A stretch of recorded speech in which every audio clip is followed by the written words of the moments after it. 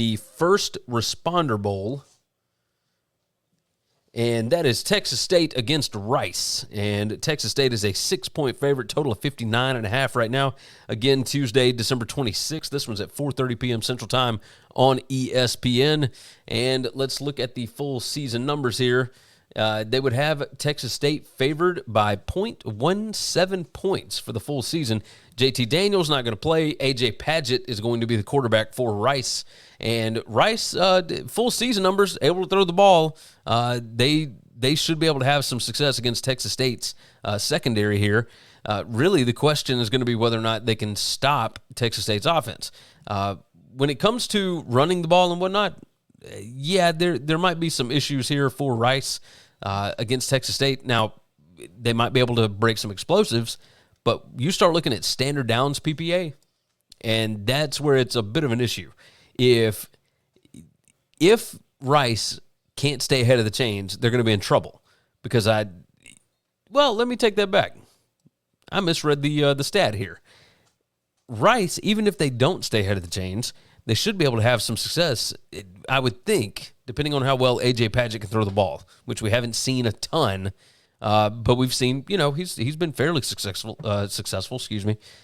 Texas State on passing downs, number 124 PPA, number 126 passing down success, number 123 interceptions per game. Like, they don't make turnovers here.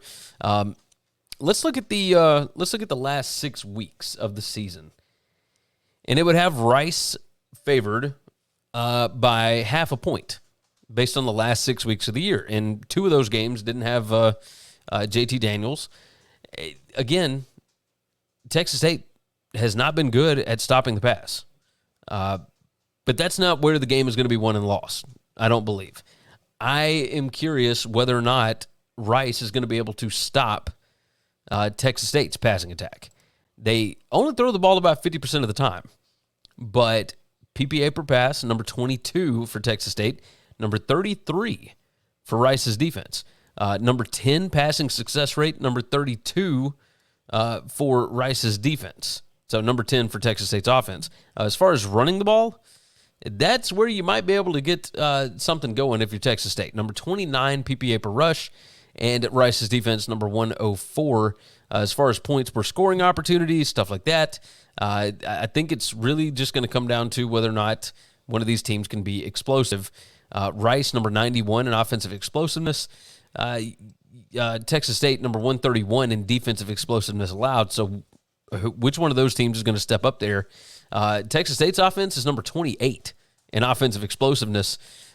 Rice's defense, number 52 in defensive explosiveness allowed.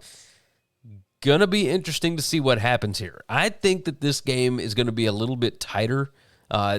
People feel like the motivation is on Texas State. It's their first ever bowl game, etc. Well, Rice did make a bowl game last year, but they were 5-7. They got in because of the ARP or AR, whatever it is, right?